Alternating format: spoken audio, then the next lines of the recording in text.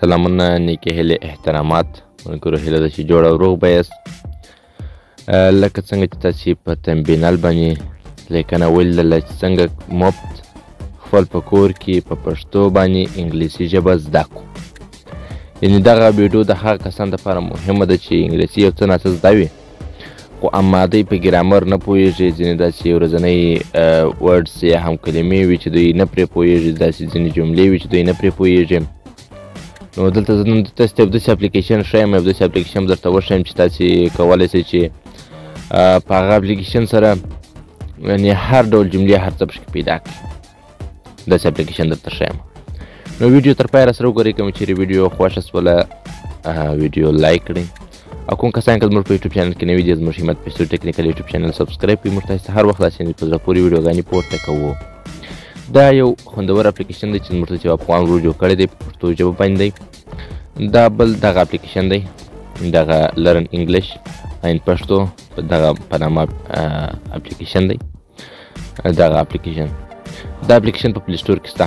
تاسو خپل موبایل کې پلی سټور خلاص کړئ او داسې معلومات نه راته کېږي چې اپل سټور کې به یې او که به نه په ایفون کې. خو دلته به تاسې ملګرو راسئ، د په سرچ بار کې ورته ولیکئ. ګورئ کوم کسان که ډېر په انګلیش نه پوهېږي، نو هماغه دپاره به ما د دغه اپلیکیشن لینک د همدغه ویډیو چې تاسې ګورئ دی په ډسکرپشن کې اچولی وي. او کوم کسان که په انګلیش پوهېږي دلته فقط ورته ولیکئ، ورته ګورئ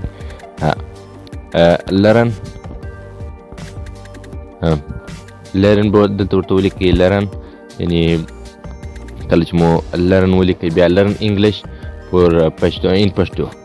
تاسې ورته ګورئ ملګرو، ما ورته ولیکل لرن انګلیش ان پښتو. دا چې مو کله سرچ کړئ ملګرو، دغه دوم اپلیکیشن دی په دوم نمبر باندې. نور زیات اپلیکیشن شته، زیاتې ګڼې ټول اپلیکیشن په زړه پورې دي، خو دغه اپلیکیشن ما ډېر خوښ دی. دغه هم یو ښه اپلیکیشن دی، خو دغه اول اپلیکیشن لرن انګلیش پښتو دغه اپلیکیشن تاسې ډاونلوډ کړئ. زه به دې ټول طریقه تاسې ته وښیم. تاسې ځان سره نصب کړئ، ما نصب کړی. ګورئ اسانه انګلیسي زده کړه. دلته ګورئ ملګرو، موږ تاسې ته ډېر په زړه پورې څه راکوي. ګورئ ګرامر دی، ورډس دی، کلمې یعنې دي. دلته پریسنس دی، یعنې پریسنس دی.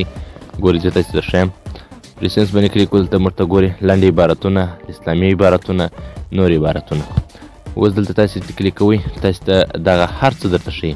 اوس که زه راسم مثلا اول وارې دغه د ورډس یا هم د کلمو برخې ته، دلته موږ ته څه ښیي. ګورئ د کالو نومونه، د کور نومونه، او دا رقم دماغي څه، یعنې په هر یوه کې په سواو جملې پرتې دي. دلته ګورئ ټوفل، دا ټوفل کې 302 جملې دي. همداسې دلته تاسې کتلی شئ د جامو نومونه، داسې په لواړ وي. هر ډول د هوا چې یو نومونه، هر ډول نومونه یا په دې کې شته، تاسې درښیم. اوس مثلا یو څوک نه پوهېږي چې زه و مثال په انګلیسي ژبه باندې مټر ته څه شی وایي، یعنې مټر ته څه شی وایي په انګلیسي، یعنې مټر ته څه شی وایي. مټر ته موږ په انګلیسي کې ویلی شي چې کار. دلته موږ ته وایي چې مثال هوا ته څنګه په انګلیسي کې وایي. دلته په هر مضمون کې دلته په سواو جملې دي چې تاسې کولی شئ هغه ترلاسه کړئ. دلته ګورئ، دلته موږ ته راشئ ریډز دی. دلته ګورئ موږ ته ویلی شي چې اوریز ته په انګلیسي کې څه شی وایي. دلته ګورئ، دلته تاسې درشئ کلود، او دلته ورته وایي ساړه. سړو ته چې څوک وایي چې زما یخ کېږي، ساړه مې کېږي، نو هغه ته څه شی وایي، کولډ ورته وایي. دلته تاسې په اواز باندې هم درته وایي. ګورئ دا موږ ته په اواز باندې هم وایي.